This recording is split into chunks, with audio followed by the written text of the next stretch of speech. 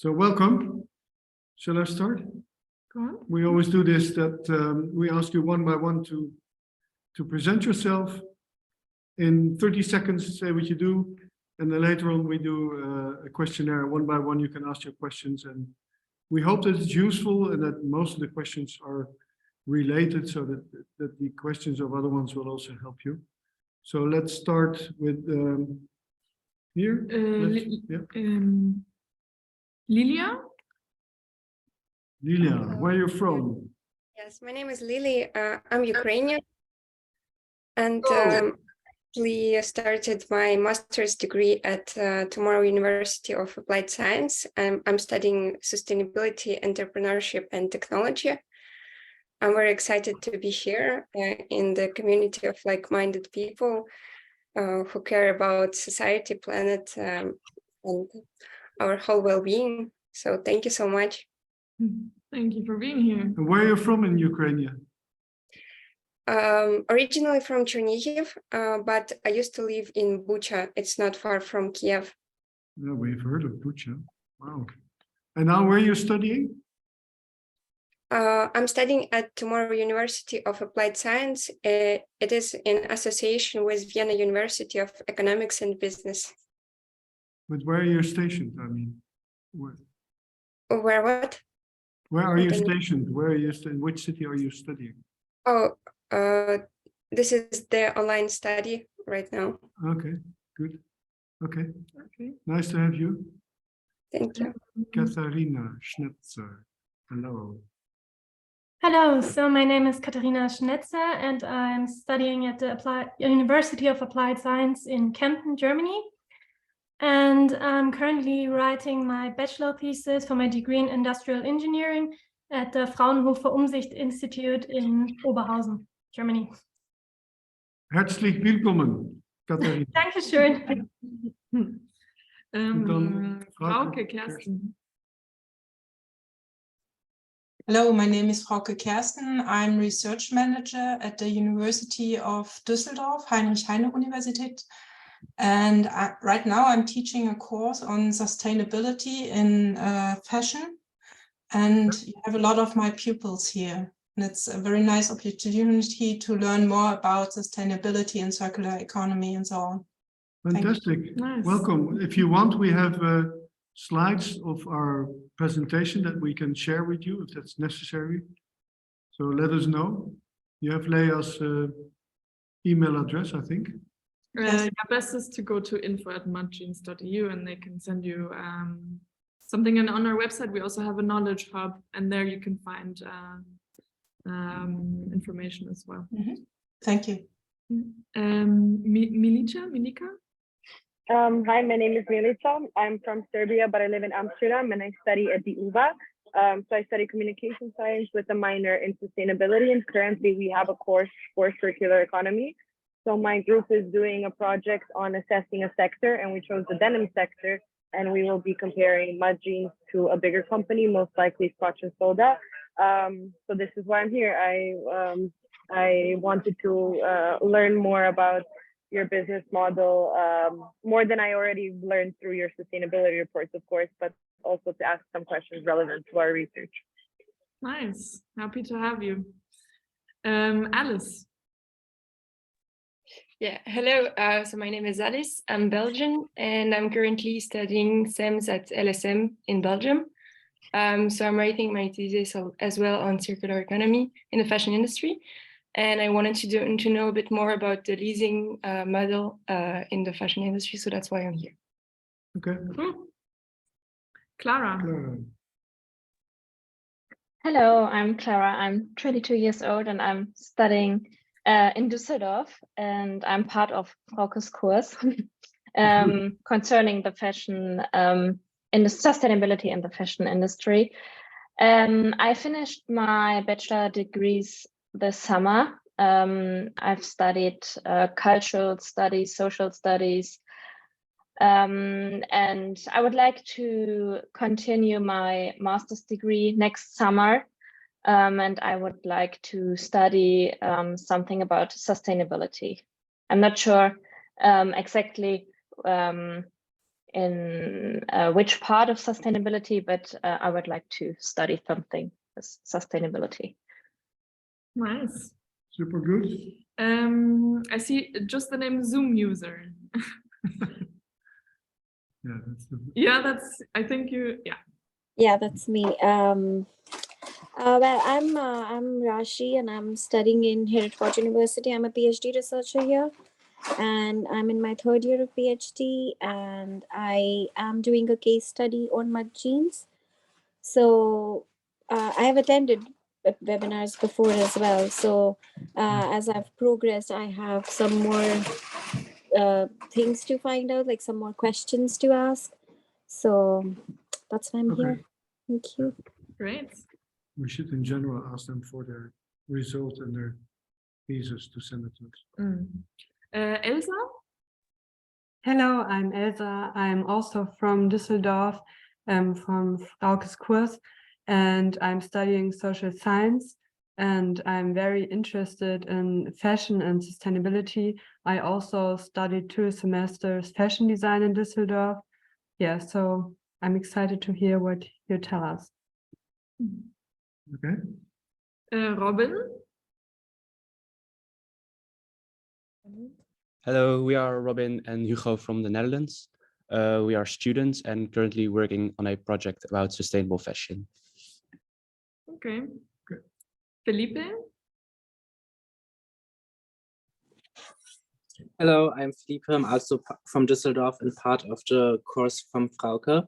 I'm currently studying media and cultural studies, and I'm really happy to be part of this sustainability course and to learn something new today from mud jeans.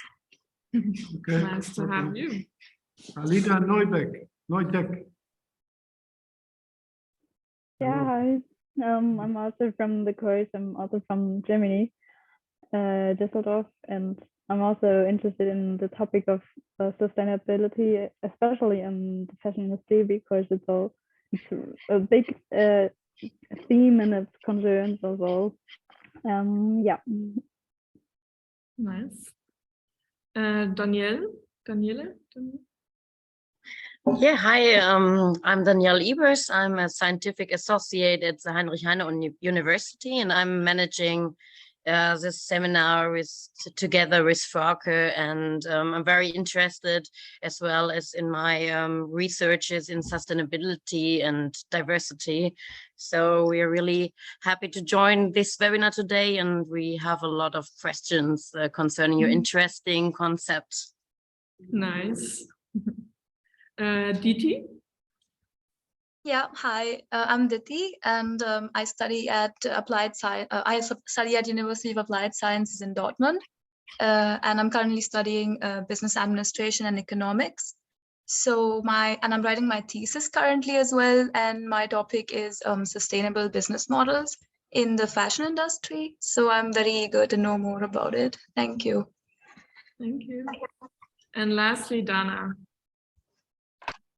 Hi, I'm Dana. I'm 19 years old, and I also study media and cultural studies in Düsseldorf. So I'm also taking the class on sustainability in the fashion industry.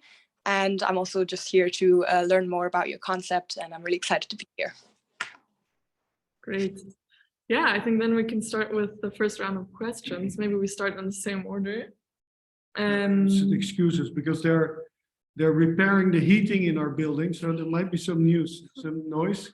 Sorry about that, but I hope you can hear us clearly. Okay, go ahead. Yeah. Lilia, do you have a question for us? Yes, of course. So my first question is, what is the most rewarding aspect of starting your own business?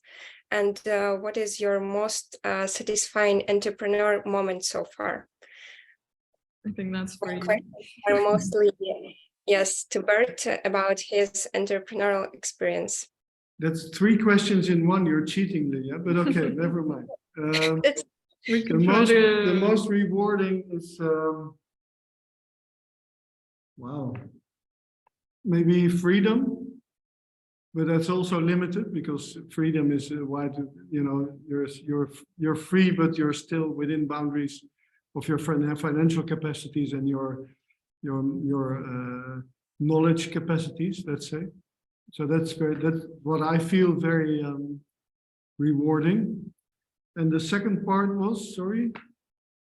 What is your like most satisfying moment in your entrepreneurial experience so far? That's when Lea applied for a job in our company. No. Yeah, maybe that's right. I have to think we are now 10 years building this company to what it is today. And that's a lot. And yeah, we are still existing. I think it is the moment that we won the King William I Prize. And with that came the visit of Queen Maxima, who visited our office last week. And that was for me a moment of, let's say, proof of concept that we are really doing something extremely special, because she only visited one company this year actually she will visit 3 in the coming 2 years so yeah, that's rewarding. But that's only a small part of it. The best thing is honestly that I as an old man can work with very bright young people, very intelligent young people. That's also very rewarding. Having a very high B Corp score, things like that are really make me feel good. Yeah. Does that answer your question? Yes, thank you. Let's go to Katharina. Yeah, thank you very much for inviting. So for my bachelor thesis, I'm evaluating the different strategies for implementing circular economy. And the key research question involves analyzing the motivations for companies like yours for integrating circular approaches into the business model. And I made an online survey and would therefore like to kindly ask you to participate. It has four short questions and only takes about 3 to 5 minutes. And I will need to ask you if I could send you the link via the chat, or we can do it together. I don't know. Yeah, you can send it in the chat, the link, and we'll fill it out after the meeting. Perfect. Thank you very much. And your question was about why we started this circular model? Yes, so in the survey, I have 4 questions, and they ask you about why you did it, maybe from the culture, or just to be sustainable, like that. Now we can ask one part, maybe reply to one part. Yeah, but if it's in the survey, we can just fill it out after. That would be perfect. So I can take... I can fill it in. Okay. Perfect, thank you. Then we have the teacher. Frauke, do you have a question, Frauke, or is it the students? Are the students going to ask us? I would give the floor to the students first. Okay. Okay. Good enough. Then we can move on to Milika. Yes, so I have 2 questions. The first one is related to the Green Deal on circular denim in the Netherlands. So we are analyzing the Dutch denim sector because we think it's one of the most interesting ones in the world. And Mud Jeans is one of the signatories of the Green Deal on circular denim. So I was wondering, once you have signed the deal, have you made any adaptations to your model based on what is required from you in this deal? Or your business model was already quite in line with what was required of you? Yeah, good questions. That mostly we find that when we join this kind of groups, like we also did before we were in the Amsterdam Denim Alliance, and we found out that we are mostly bringing knowledge and experience, and very often we are the last one sitting on the table, and all the others have left because they couldn't cope with sharing so much knowledge, which was really painful for us. A pity, I think. But that doesn't mean that we don't want to continue. No. For the denim deal, we did not have to change anything. We are way ahead because they ask, I think they ask 10% or 5%. Both. Yeah, they ask 5%, which 5%. Is quite low, yeah. So we have 40% and sometimes 23%, and we want to go to 100. That's a challenge for us. 5% is something, but okay, you know, we don't want to be critical. We're happy that this is now getting attention, and we have to be here for our status. We have to be part of it, and they really, I wouldn't say begged us, but they really ask us, please join, because you know, a company like yours has to be in the denim. But for us, it doesn't change anything, to be honest. Yeah. Fair enough, fair enough. And the other question was related to size of business and circularity. So basically, we are comparing your company to a larger one. And as Mud Jeans grows, and it is growing in the past 2 years, do you think it will be easier or harder to implement circular practices in your business model? Two answers I would say. First is that legislation is coming our way. So the UPV is now going to be a law, or I should say EPR, Extended Producer Responsibilities, is becoming a law the 1st of January 2023. But I heard today that they are going to delay it for a few months, which I think is hopeless. But anyhow, okay, that's the way it is. So legislation is coming our way, and it is helping. What was your question again? Help me. So it was basically about size of business and how scalable circular business models are. So I was wondering, what do you think for the future as Mud Jeans grows? Will it be possible to remain circular? Will it be easier? Will it be more difficult? What do you think generally about scalability of circular businesses? So growth will only help us. We have a very profound how to say fundament in our company. All the stakeholders in the making and the supply of our jeans is doing really well, and they need bigger volumes. Actually, the jeans industry is a volume-driven business.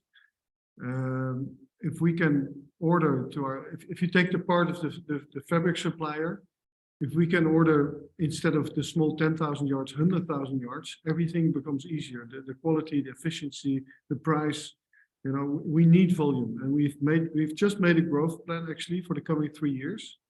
Whereas we know what we do now, but we have to become 10 times bigger to live up the promises that we made ourselves. The first one was to start a circular denim brand and show the world that it is possible and be a pain in the ass for all the other companies.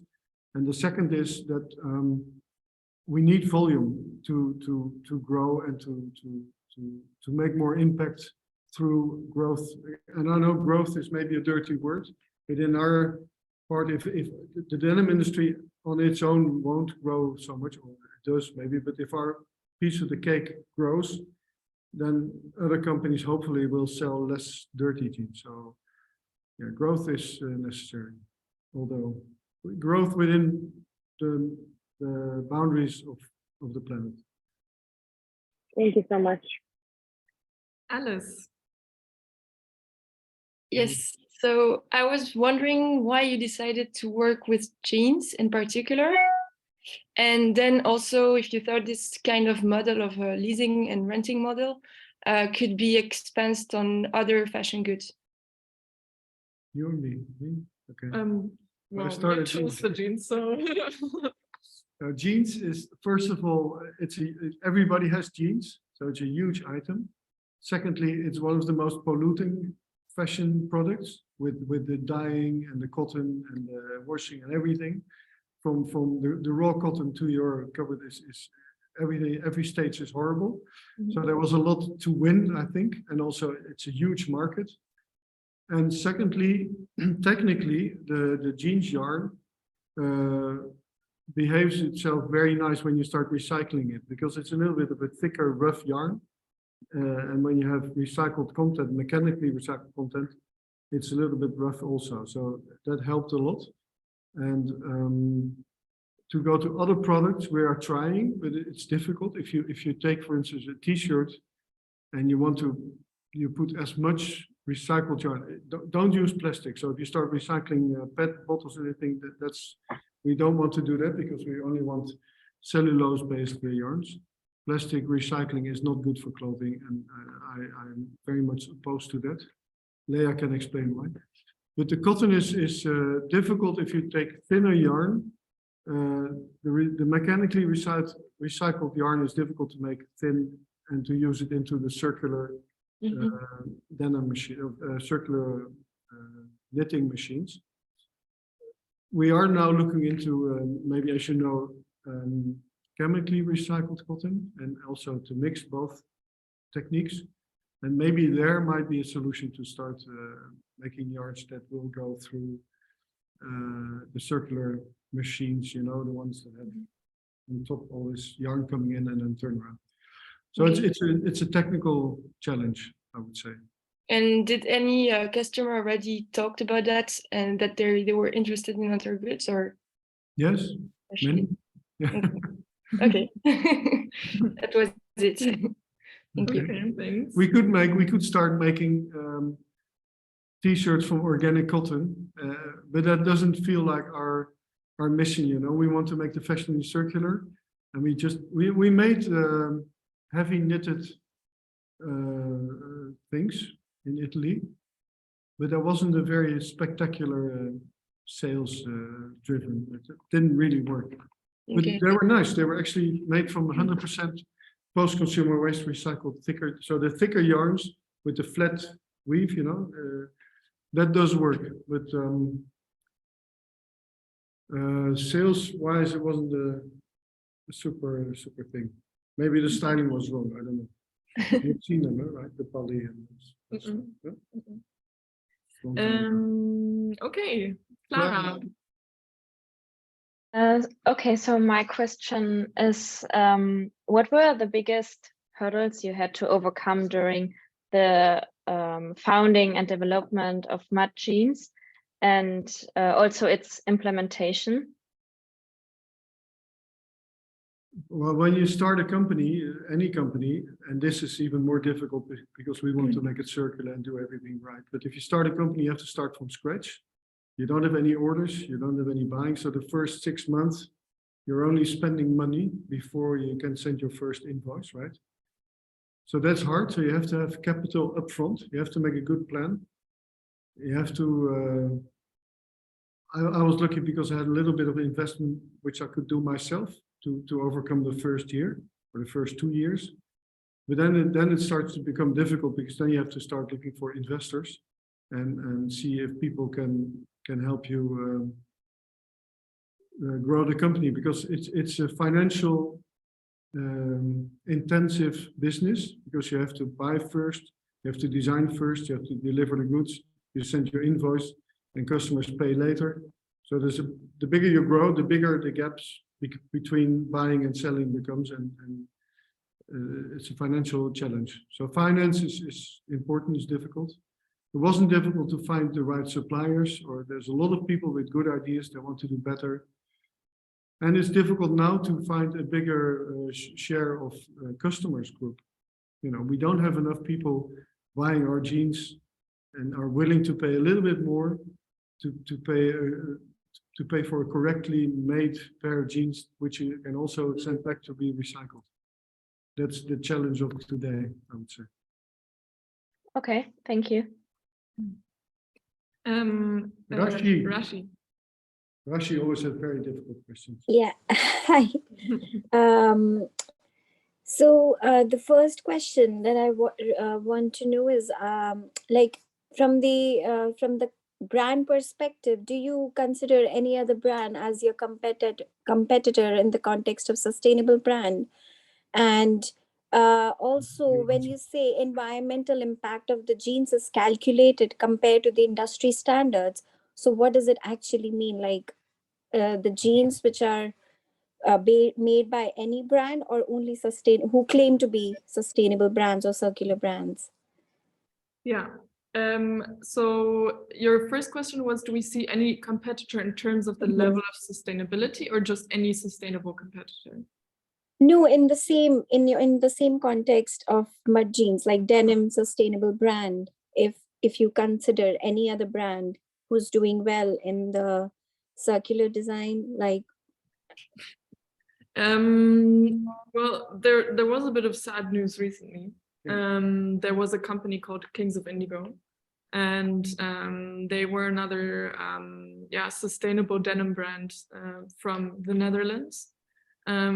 So to answer your question broadly, we are, according to our knowledge, the most sustainable brand in terms of the amount of recycled denim that we use and the production methods that we use, the savings that we can achieve. We have the highest percentage of post-consumer content, post-consumer recycled content in our jeans. So the 40%, nobody else has been able to reach that yet. and our Road to 100 project, so where we're aiming to reach the 100% post-consumer content. We're taking back jeans. Sorry? You've sent message to many people. We're the only ones Yeah. taking back jeans. Yeah. So these types of projects really no one else is doing to this scale. And we also, for Black Friday, we always send out jeans asking other brands whether they would take back their customers' old jeans. And the response is mostly overwhelmingly no. So in the broad denim industry, we don't really see competitors there, but there are, of course, sustainable denim brands that are emerging, and Kings of Indigo was one of them. And yeah, sadly, they had to file bankruptcy, I think 2 weeks ago. But yeah, I guess you could still name them as a recent competitor. And then the industry standards. So this is the industry, an average from the industry, and that's based on the one hand data from our carbon offsetting partner Blue Dots. So they have data on an industry average regarding CO2 consumption, CO2 emissions. And then when it comes to water, that's quite publicly available data. There's varying numbers in terms of how much water a jeans uses. Yeah, it varies between 7 and 10,000 mostly, and we stuck with the 7,000 value, so the more conservative one, to make those comparisons. We're the only B Corp. And we're also B Corp, which really puts us ahead of a lot of other businesses. Yeah. Thank you very much. I mean, I have just one more question, if there's time and I can ask. Go ahead. Mm-hmm.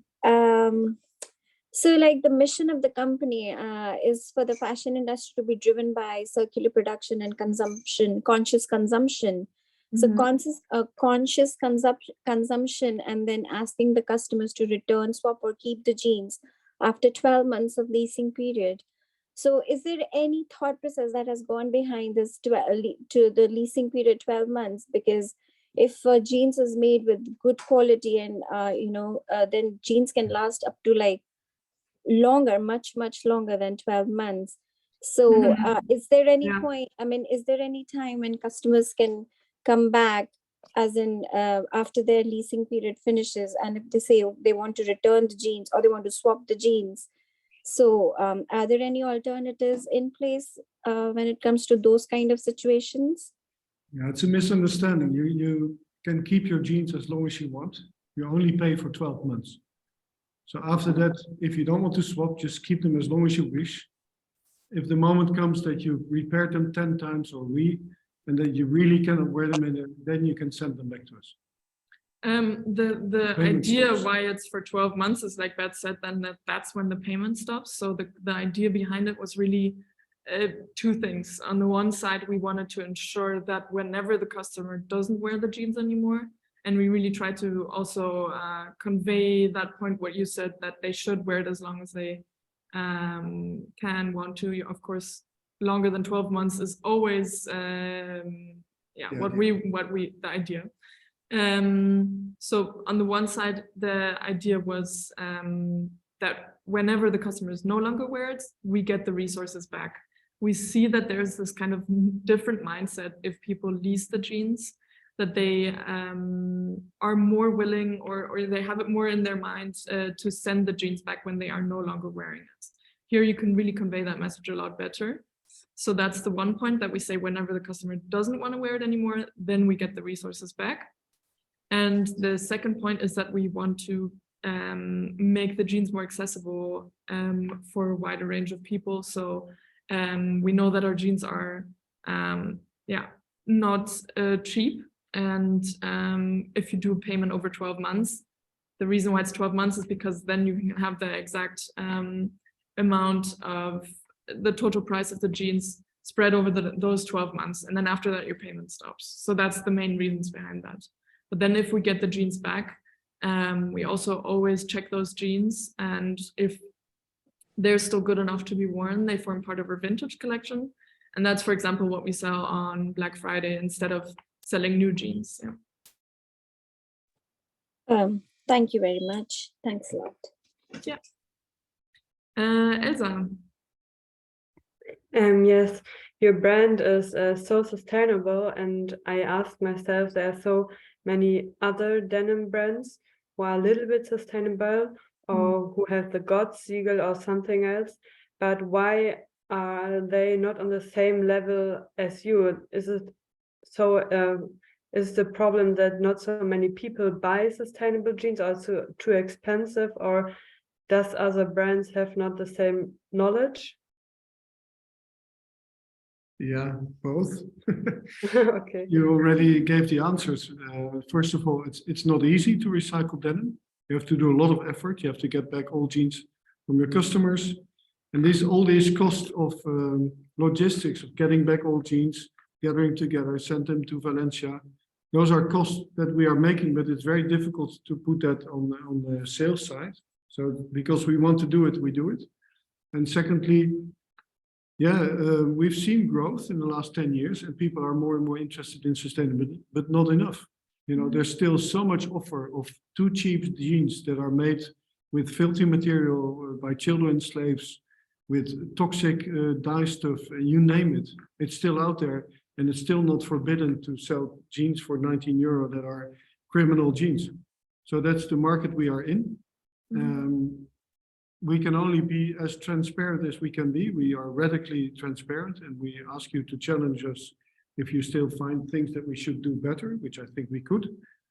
And that's it. So unhappily for us, unluckily for us, we live in a world that that having jeans made by children's hands is still not yet forbidden, and the dye stuff, and well, you've dived into, if you read our sustainability report, there's so much to do on all steps in the chain of making jeans. It's a very complicated product also. Nobody realizes a pair of jeans, what you need for that. And GOTS is very interesting, the Global Organic Textile Standard.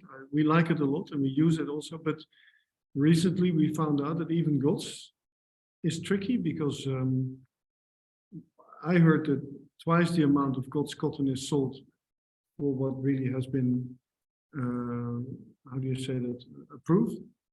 Yeah, so there's claims are being made that something is GOTS certified, and the quantities don't add up. The amount of claims don't add up with the amount of apparently organic cotton that is being produced. Yeah. So we are looking, for instance, into European-made cotton. So we're looking with Spanish farmers that we know that still might use a little bit of pesticides and things that are allowed within Europe.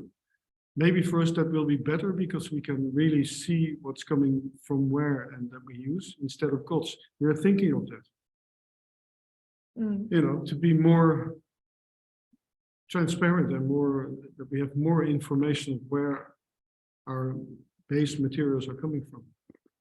But it's difficult, right? Yeah, it is. Yeah. Thanks. Yeah, I'm a bit mindful of the time, so I'm moving to. Did we answer your question? Yes, thank you. Okay, great. Robin. Robin Keulemans. Yes, well, we were wondering if you had any plans, changes, or developments planned for your company in the future. Yes, we have.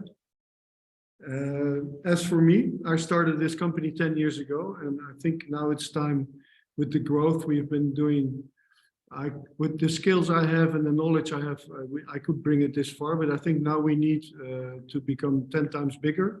We are in a second round of investment to have finances to make more noise and to become bigger. And I think for that is other skills are needed, different managing skills than when you have a startup and a founder. So I will be the founder, but we are looking for someone who can take over the role of CEO every day and to make this company grow faster, because at the moment with the team we have, I don't think that that's workable. So that's happening, for instance. And like we said, we are on the road to 100. We think that we should have 100% recycled post-consumer waste in our jeans. Those are things we are looking to. We are now working, for instance, with an American partner that want to do our whole blueprint of a company over there in America. What else are we? Yeah, we are every day. Yeah, a lot of sustainable innovations, of course, that we're working on. We're trialing with some cellulosic stitching yarn. We're looking at yeah, we're looking at or we recently switched to eco-friendly and recycled elastan.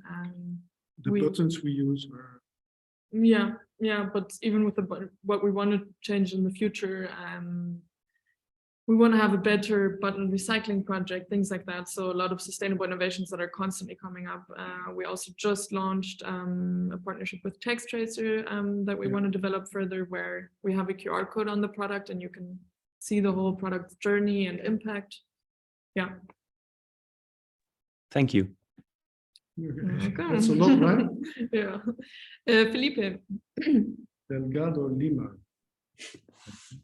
Yes, I really like the concept of mud jeans, and I really think it should gain more recognition in the mainstream media and in general in public. So how can we as consumers, or in general as people who are interested, can I answer this question? Yes, keep going. who are interested in sustainability in the fashion industry, how can we contribute to the to spread awareness about the concept of mud jeans and share our knowledge that we have learned in today or in general about sustainability to other people? This is the question I was hoping for now for 5 years. And you are the first one asking me. Thank you very much, Felipe. Welcome. So what do you think the answer will be? I have no idea. That's why I'm asking. Seriously?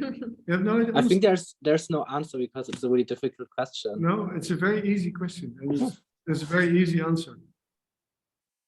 I challenge you. Who knows? What would it be? How could you help our company? Buying your product. Yes. Who's this? Milika. That's Milika, I love you. That's the answer. The only way of helping us is wearing our jeans. Talk to your friends about it. We will give you the discount code once you are leaving today. You would honestly help us a lot if you buy our jeans, wear our jeans, and hopefully enjoy our jeans and think it's a really beautiful product. We have our small store here in our office where we have people trying our jeans. And I'm mostly surprised when you help somebody here, they try the jeans on, they fit perfectly well, and they look at you with a big question mark on their face and they say, and they fit really well, and the material is very soft. And then I think to myself, where does this come from? Why should, because we do everything right and we try to pay people correct in the fair, and why is the first question or the first thought, there might be something wrong with this product because it's too good to be true, you know? I need your help by wearing our jeans. Actually, we've discussed it this morning because we are not reaching our target turnover this year because of the whole situation in the world. And I said to all my 15 colleagues, we have to do a very special Christmas challenge. Everybody has to sell online with a discount code 20 pairs of jeans. So if you help Lea today, she will be the winner in the end of the month of the Mud Jeans Christmas Challenge. So the discount code for today is XMAS, so XMAS, Lea, LEA, right? Yeah. Okay. And she's running away because our battery is nearly off. But thank you very much, Felipe, for this question. It's the brightest question I had in the last 5 years. I'm doing, honestly, I'm not joking. I'm doing this this webinar. Thank you very much. Thank you. Thank you very much. Is there anything else I can do for you? Because you're my main man today. No, that's all. Where are you from? Where are you studying? Düsseldorf. In Düsseldorf. That's close by. Come say hello to us when you ever drive by to Amsterdam. You're mostly welcome. Thank you. Let's go to Alida. Alida Neudek. Yeah, thanks. I think my questions are all covered right now. But thank you a lot. That's good. That's the advantage of doing the webinar all together. So people, now Lea is running around with chargers for the computer, so we're going to be good, I think. We made it. Then go to Danielle Ebers. Hello. Yes, I hope you can hear me now. Yes, I can hear you, Daniela. Perfect. My network is a little bit low. That's I okay. do have a quite similar question right now to Felipe. So first of all, it's important that the consciousness of the consumption of everyone is getting more sustainable, but also what other conditions are necessary that companies like you get more attention and more they respect what is necessary for what you're doing to a circular economy. So is it necessary that it's integrated in national law, for example, that companies has to show transparency? Yes. I think your company doing it like a role model of a company should do. You have a sustainability report. You show nearly every of the supply chain process step. You have macro data to see you are very transparent. Is it important to have the law conditions to improve the necessity of companies to show how they're working, how they are using or abusing resources from other countries? Or is it more that the companies need to be responsible, for example, for every step in the supply chain, like being also responsible how the products are? You're giving all the answers, Daniela. I don't need to say but anything. I'm just asking for you what is necessary. What is your main aspect? Like, is it necessary to be in company? Is it more company engagement in the company, in the business community, or is it necessary to have political or also law changes to get the future better? It's a combination of all those things. So first of all, we need the government with extra laws. I was invited by the Minister of Export last month, and she spoke about the interviews that she's had with all other companies in Holland. And one of the questions she asked was, do you have a CSR manager? And I mean, we are a small company and we are having difficulties to every year and to connect the cost and the profits. And the answer 99% of the companies gave are, no, we cannot pay for a CSR manager. Okay. I mean, that's one thing. So we need the government to implement laws. Second, we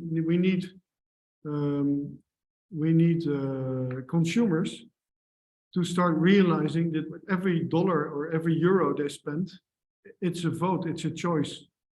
If you spend something at a company, I don't know, but let's say Shine is a very nice company. If you spend your money there, you mean to say, I like what you do. Here's my money.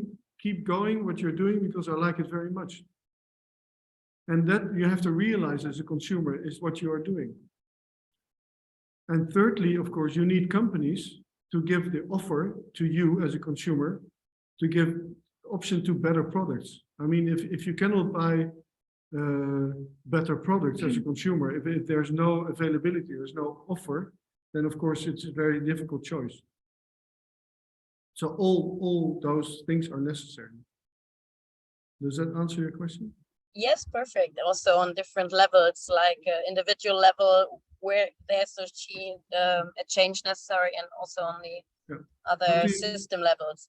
The next question is probably, or last question is, what do you think about the green seal or any seals like audits, to make the companies responsible for what they're doing and how they are producing goods?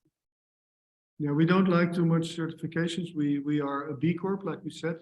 We like the B Corp. It's not it's how do you call B Corp? It's an audit. It's a choice. You want to be B Corp or not. And with B Corp, you open up totally your company. You give honest answers and you try to improve. Actually, part of the B Corp thing is, first of all, you sign the Declaration for Interdependence. Then you have to change some rules into your statutes of the company, where you fix that you want to be a company that makes profit, but not at all costs, not at human cost or planetary cost. So that's the first thing I would say. All the other certifications are always tricky because you always need outside people to check what you're doing. And I've been working in China all my life, and I've been visiting factories where I asked for certifications, and they said, "Oh, if you come back tomorrow, I have it, no problem." So I'm a little bit worried about certification. Yeah. I mean, we as a company do have to rely on them in some sense because we're not big enough to carry out audits ourselves at every partner that we work with.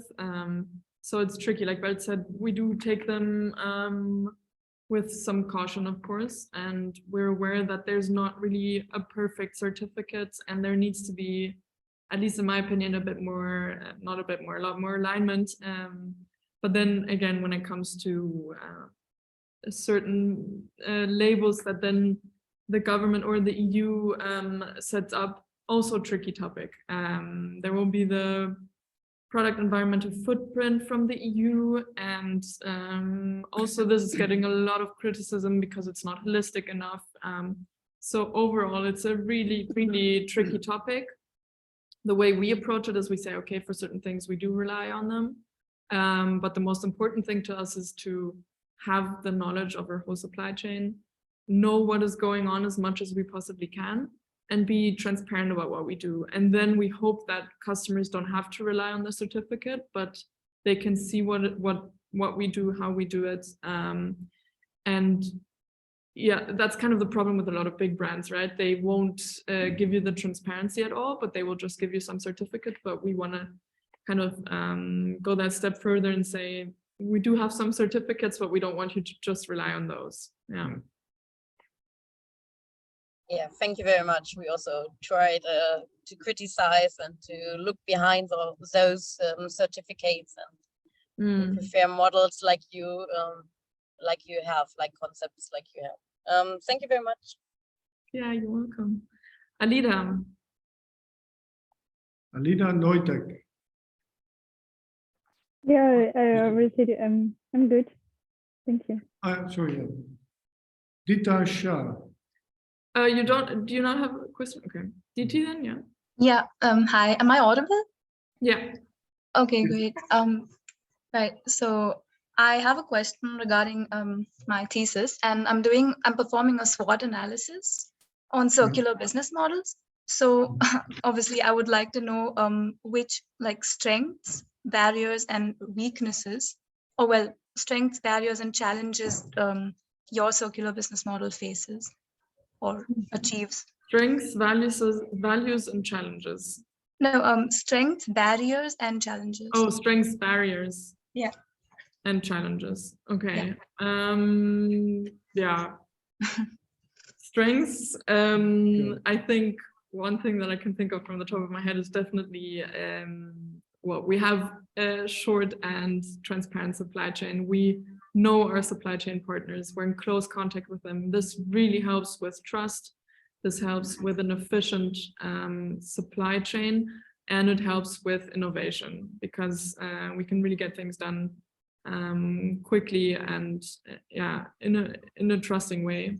And then also I think a strength of our system is that we don't have to rely as much on virgin materials. So by reaching up to 40%, or this is also hopefully getting more than 40%, we rely less on the very fluctuating prices of the organic cotton markets. And of course, the ideal scenario is really that we can use just our old jeans to create new jeans, and this would really make us very independent from those challenges that come from that market. Anything else, Bert? Strengths? Yeah, maybe go to the other ones. Values? Values. Actually, sorry? It's barriers. Oh, barriers. Yeah. Barriers. Yeah, but yeah. Barriers and challenges, what's the difference? Well, actually not much, but I mean, it's actually, yeah. Okay, so that's one thing. So it's strengths and challenges. Yeah. Okay, then for the strength, I would also say that it's, I think we are the future as a company. Today, if you want to start a company, or if you are a company, if you don't do anything on with purpose, or if everything is money driven, that the only thing you want to do is make as much as possible value for the shareholders, I think that's not a business case to sustain very long. So I think we have the future. And more. When we started 10 years ago, this was maybe less a value, but today it's a huge value. Same as, for instance, for the denim deal, that we are ready now already for legislation that might be coming. It's very nice as a company. We will not be challenged at all when new legislation is coming. The strength is also that if you start a company today with a purpose and a good motivational idea, you can see that very young, talented, intelligent people want to work in your team. So that's fantastic. That makes your company stronger. Today, with the market being difficult to get people, we are very lucky. And a challenge for us is the greenwashing around us. That big companies now are all saying that they are recycling clothing, and that they also take care of the factory workers, and that they also, I don't know what, bullshit. Yeah. So that's a challenge. Challenges today also the war, because the whole world is implicated, and the whole world is challenged by this. Energy prices go up, and we see today a very decrease in sales, because I think people are having to make choices. They have to pay their gas bills or their energy bills, and don't have money left to buy, let's say, an expensive or a true price pair of jeans or anything else. So that's a challenge today, thanks to our big friend from Russia. And what else is a challenge for us? Yeah. No. Yeah, I think. Well, yeah. Would you say that fast fashion companies, for example, are a barrier to circular fashion companies because they attract more consumers due to their mindset currently? Yes, it's very nice that you mentioned that. Thank you for that. Totally true. I heard that Shein is now bigger than Zara and H&M together. And that also investors in China are now interested to make copycats of Shein, so Shine. So you get even more of that. And with the reports and the information we got lately about that company, that's not something that we want to look forward to, right? So yes, that's definitely a challenge. We are all interested apparently in cheap, rubbish quality clothing, as long as it's the same as the influencer I saw yesterday on Insta. Yeah, I think that's a big problem, that these brands really push this concept of we constantly need new, and the newest thing, the most trendy thing. And if that is the case, I think especially for women, that's a big topic. And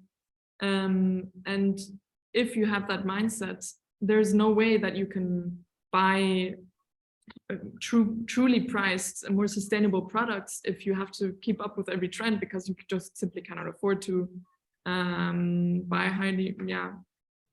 higher priced goods. So I think this narrative of constantly needing a new wardrobe is a really big challenge as well for circular fashion as a whole, because generally also the concept of buying a new product so many times a year, it's really, of course not sustainable.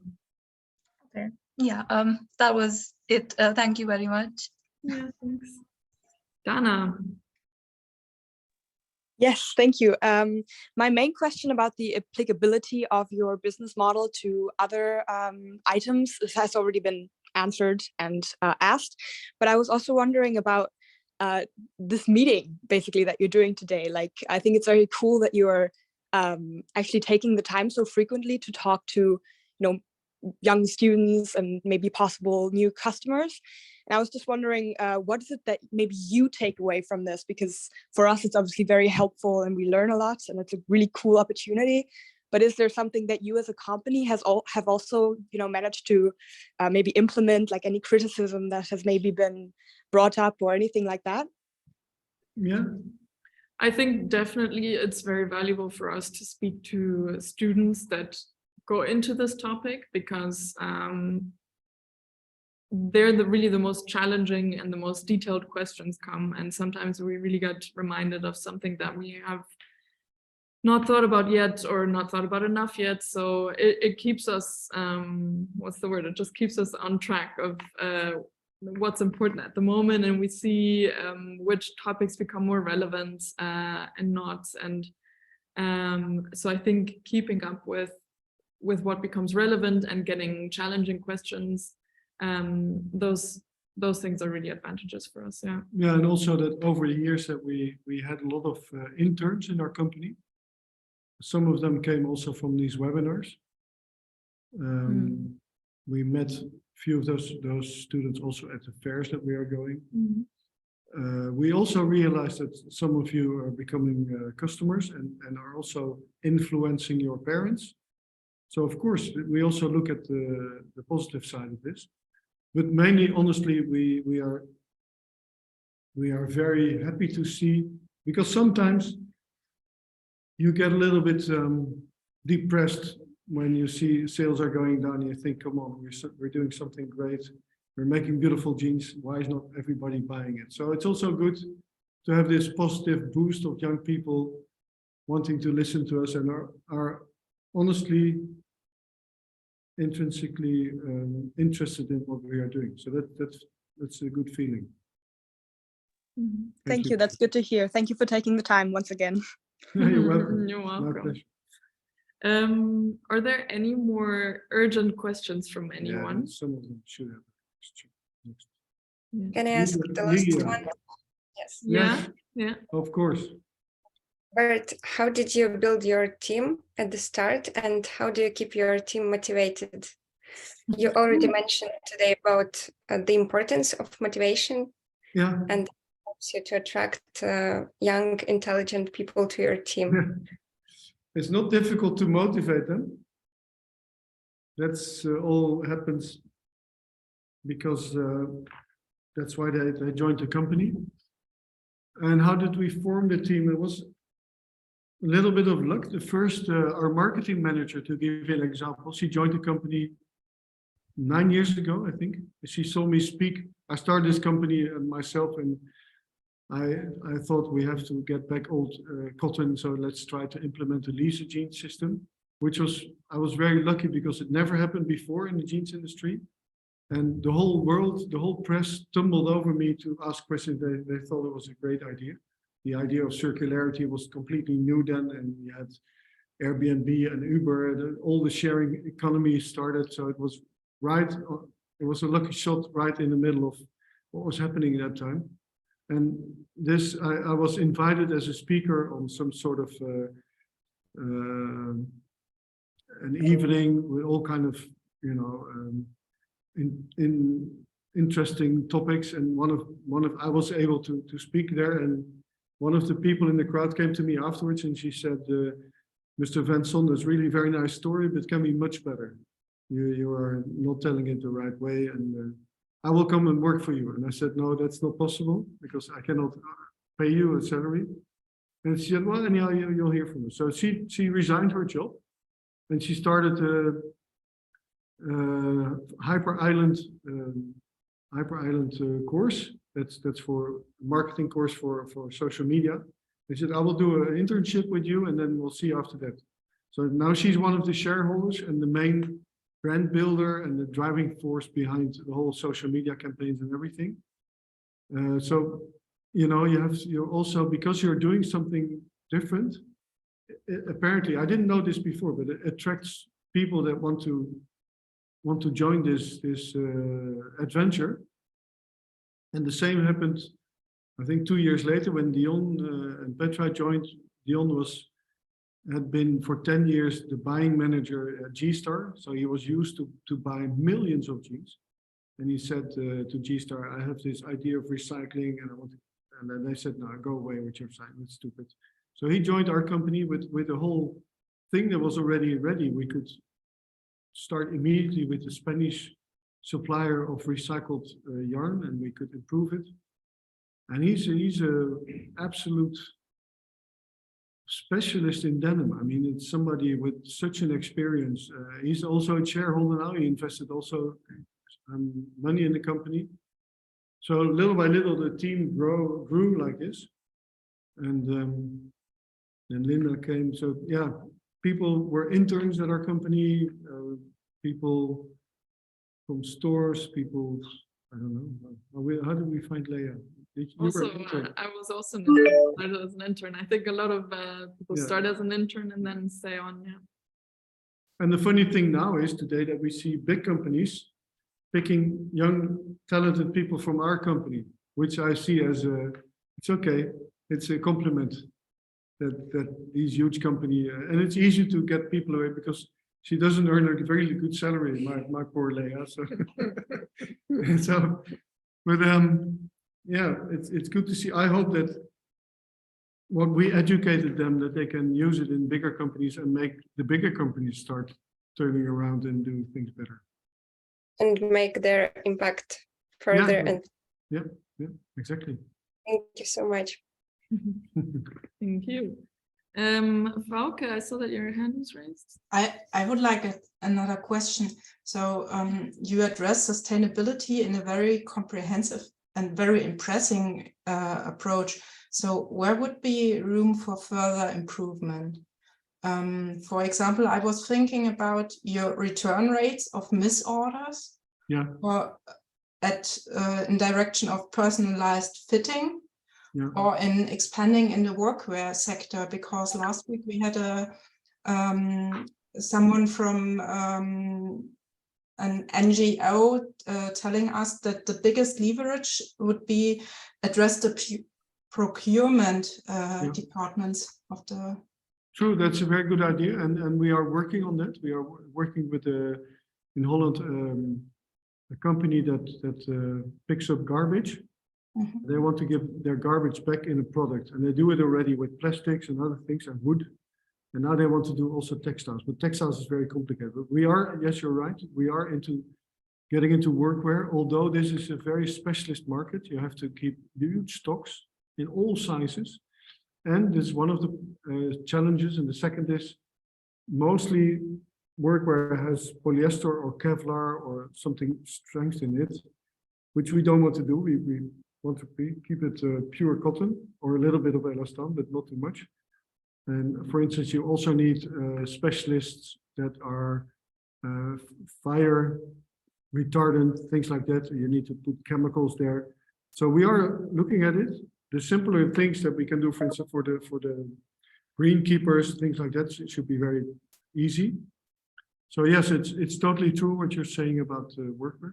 And the first thing you said about the returns, we do have a fitting tool on our web shop, which hopefully helps for people to make a better choice, to not have so many. But we have a return rate or below 30%, which is in jeans not too bad, honestly.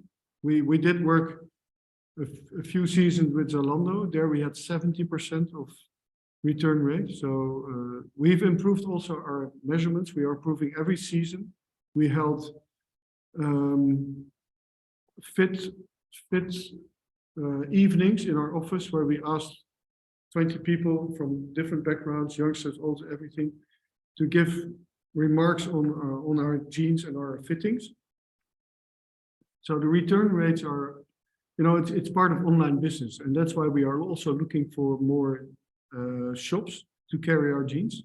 So we have now, we work with around 300 stores in 30 countries. That's done in Germany, for instance, we have now 6 agents in Germany running around with and having meetings with customers. One of our best customers is for instance, Manufaktum in Germany, or the webshop Grundstoff. What are they called? Help me out here. Glory is a good company in Germany. So we are working on that. We are also on, we are even on About You, which is doing well. But that's an online store. So we are looking for physical stores that have our jeans to be able for you to do the fitting and get the first customer. The first jeans is the most difficult one. Once you are a customer and you wear our jeans and you see the quality and how good everything is, then the next one will also be a pair of jeans. But it's the first one that's the most difficult. Thank you.